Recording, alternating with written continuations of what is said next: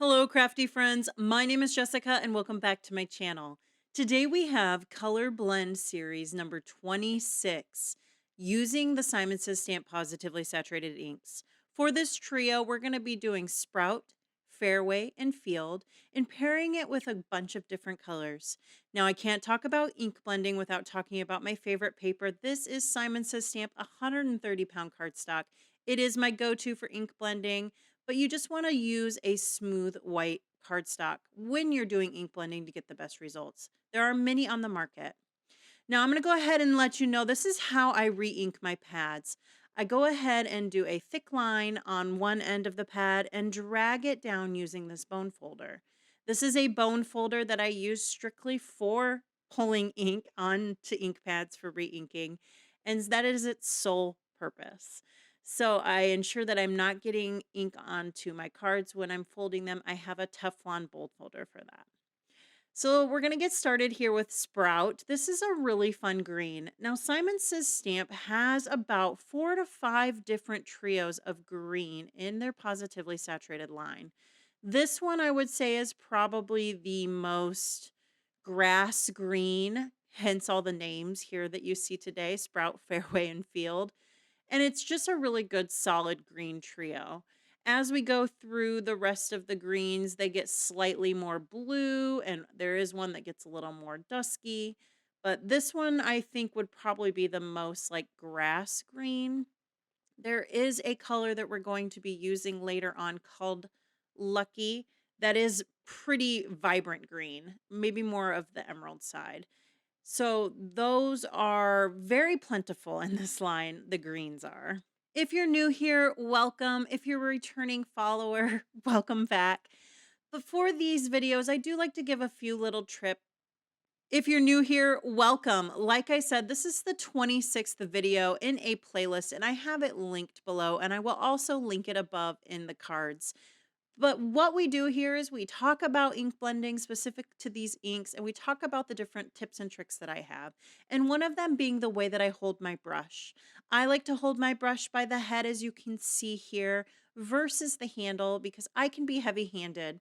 And this gives me a better ability to control laying down ink, and it also allows me to not push so hard. When I was using the handle, I found I was not only laying ink down heavy, but I was pushing down. Take a little break. We're going to go into Sprout, Tidepool, and Sky. If you're a returning subscriber or even just a viewer, if you're not subscribed, make sure that you do. You're going to know that this is going to be my absolute favorite panel from this video. It's got Tidepool in it, between Tidepool and Seafoam and the other blue green that's in this set or this line. They're usually my favorite.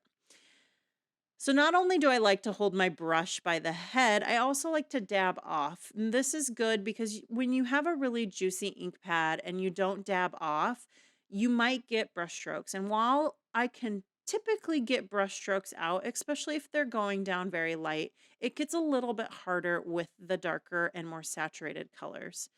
So be sure that you're tapping off. I'm going between a microfiber cloth that's off camera and just tapping off here on my Waffle flower grip mat. Sometimes I tap off on paper or even paper towels, but for the most part, I'm trying to transition to doing it on microfiber cloths to eliminate excess waste. What a beautiful panel this is. This is Sprout, Tidepool, and Sky.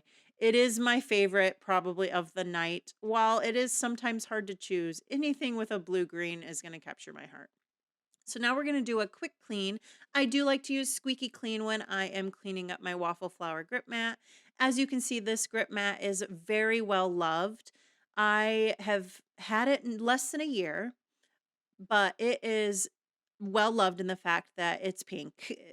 These are made out of photopolymer, and they do stain just like regular stamps, but it does not affect the ability or the use of the product. So I use Squeaky Clean to clean it, and I use a microfiber cloth. Sometimes I use a baby wipe if I'm using a really dark ink and I want to make sure that it's completely off. I will use a baby wipe. in addition to microfiber cloth. And then every now and then, I do cover it, but if it's getting a lot of use, sometimes I'll just take it up to stairs to my kitchen and just wash it with a very gentle soap underneath some warm water, just to kind of give it a nice little refresh. So we didn't talk about this panel, but this is Celery, Fairway, and Lucky.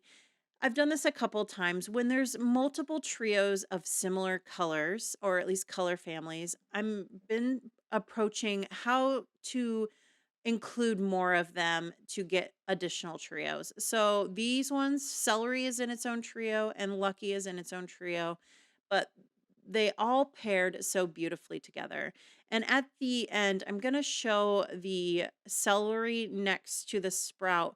And it's going to look very similar, but in person, celery is a lot lighter and maybe a little bit more, I don't want to say blue, but yellow. It's probably a little bit more yellow in person, giving it a slightly different feel.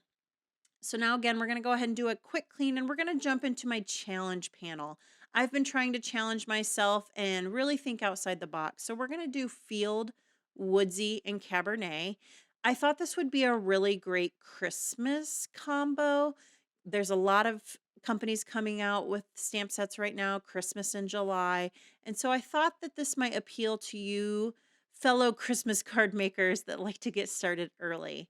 So we're going to do Field and we're going to pull it into Woodsy. Another tip I like to do is when you're pulling color into a darker, or when you're layering a darker color next to it, I like to pull the darker color into the lighter color. This just helps me, in my opinion, it makes me feel like I have better control of the color and how I'm pulling it into the lighter color versus pulling the lighter color down.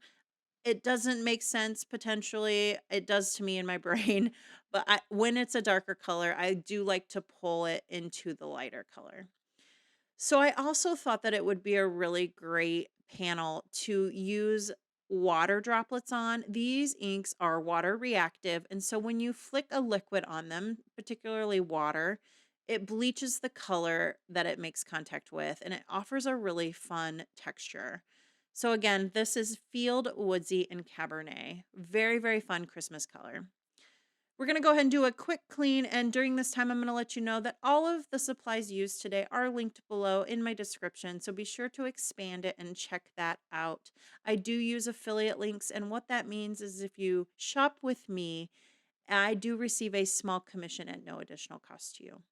So here's the original trio panel. This is Sprout, Fairway, and Field. Like I mentioned before, a very beautiful grass green trio. Then we're going to move into, again, my absolute favorite. This is Sprout, Tidepool, and Sky. This panel is screaming at me to put a white die cut on it. So I am sure we'll see that in the future, that it needs something white on top of it. It's just a feeling I get. I don't know why. So this is Celery, Fairway, and Lucky. This is a trio that includes 2 additional greens from 2 additional trios. And we're going to go ahead and compare it here just so that you can see. So celery, it's hard to tell, but celery is lending a little bit more yellow in this. And then look at how Lucky is completely different from Field. But when they're not next to each other, they're very, very different and give a different feel. And this is the wrap-up panel. This is Field, Woodsy, and Cabernet. That's going to be the video for today. Thanks for joining me. Please subscribe, leave me a comment below of your favorite panel, and I hope that you have a beautiful day.